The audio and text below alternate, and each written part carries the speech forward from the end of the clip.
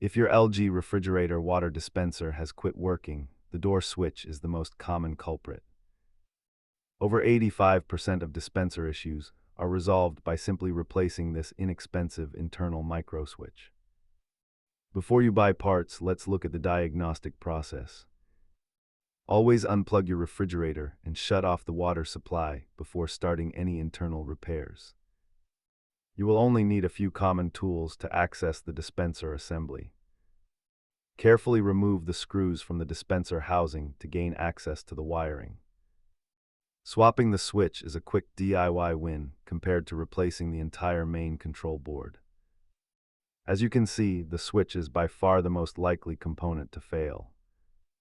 Snap the new switch into place and ensure all wire connectors are seated firmly before reassembling. Always take a photo of the wiring configuration before you unplug anything to ensure a smooth reassembly. Remember, a simple mechanical switch often prevents a major appliance headache.